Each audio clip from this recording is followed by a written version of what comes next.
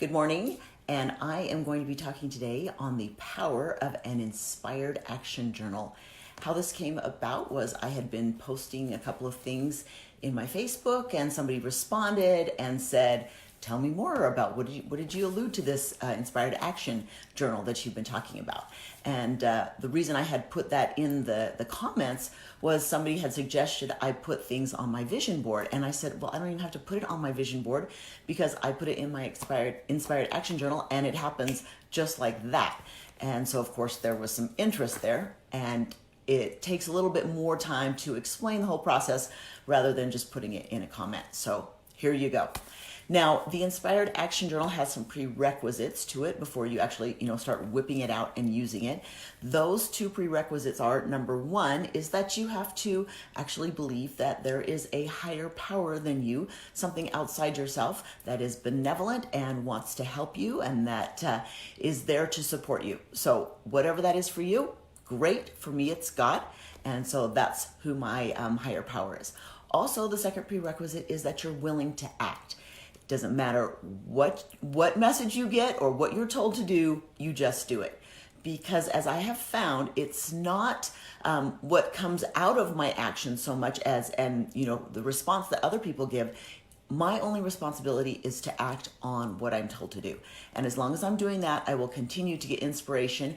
And it's coming so fast that a lot of times I don't even have the time to write it down, or I have to be like, oh my goodness, where's my Inspired Action Journal? I have to keep it with me.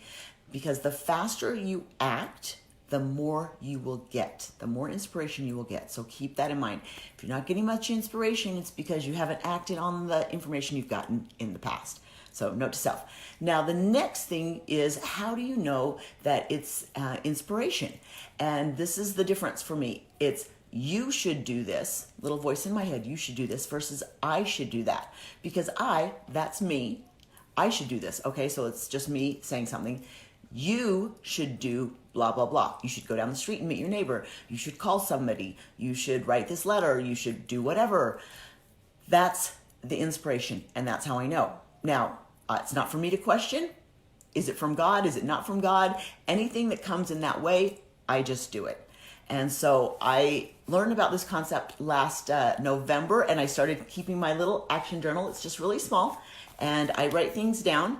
And how I do this is I write down the inspiration that I received, and I date it, and then I leave some space to actually say what I did and check off that I actually did it. And then I leave a space for the outcome. And maybe that outcome is nothing. Nothing came of it. The person didn't respond.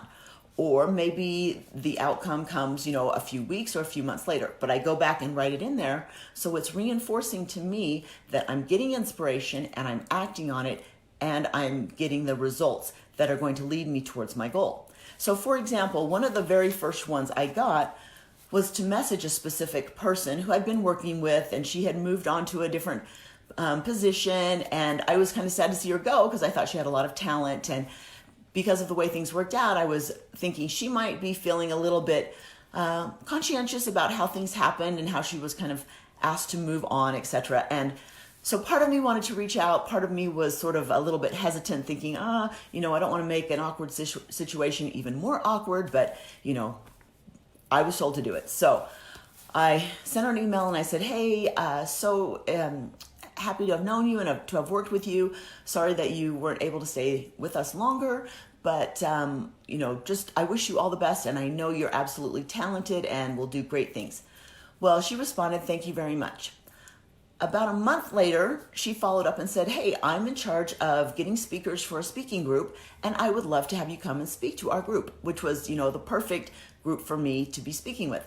And I thought, wow, isn't that interesting? If I hadn't reached out to her when I was told to reach out, she may or may not have thought of me. And so that's why it's so important. You never know what's going to happen. I can tell you there've been other times when I've reached out for inspiration and the other person didn't respond at all. But that's not my thing. I don't have to do that. So I've been keeping this since the end of November, and I've been writing things down. And the other thing is, I've been, listening for you should do this, the promptings or whatever, and doing them immediately. And then the other thing that came to me is, well, why can't I ask questions? I have lots of questions. So I would put a question and I would write something in my book. How do I get on a bigger platform? How can I get, speaking to larger audiences? Well, that was on, April 10th. And on April 15th, my friend Wendy Bunnell reached out to me, and this was just not even a month after my son died, 3 weeks maybe.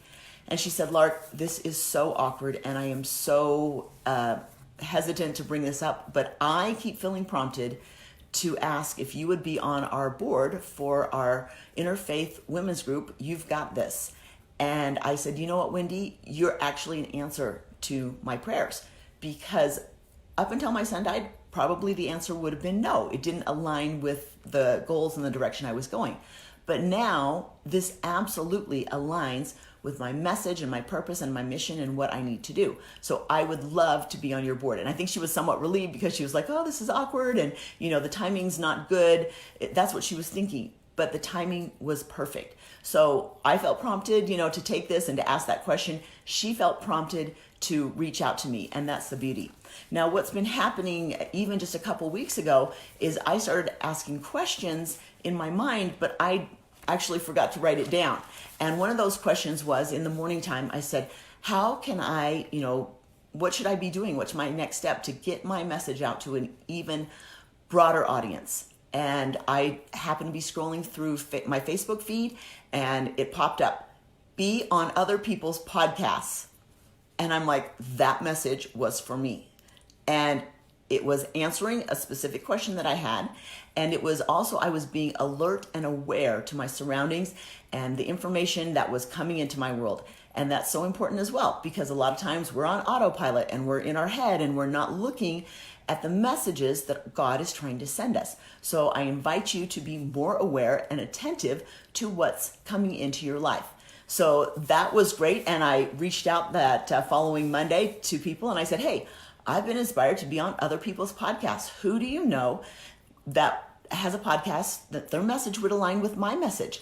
And massive of people have reached out to me. I've been on several podcasts. I have several more scheduled, and just getting my message out that you matter. We need to talk to our kids about suicide and explain that this is not an option, and just things that we can do to prevent it as a parent, as a loved one, as a concerned friend, and the difference we can make in the world by speaking up. So that was wonderful. And then the following Monday from that Saturday, I was texting a friend who had been on a podcast and just asking her, how did you get on there? What did you do? What should I do? Early in the morning, Monday morning, we're going back and forth. And then her message to me was, oh, we should get your book published right away. And I said, book published? What are you talking about? I've never talked to you about a book. And she said, oh, sorry, I'm texting another friend at the same time.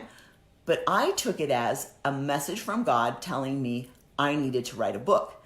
And so I'm like, okay, apparently I'm writing a book in my non-existent spare time. So I was in a mastermind group later that day, and I told the group what had happened. And one of the women in my group said, hey, I published a book, a bestseller. And by the way, I paid somebody $20,000 to teach me how to do this. You and I should get together. I believe in your message, and I would like to help you put this message forward and help you write this book that God has told you to write. And so what a blessing for me to have someone who's already been down that path being willing to help me spread the message and the mission that I've been given. And she's been able to guide me and get some connections with the publisher that would have taken me months, years maybe to get that.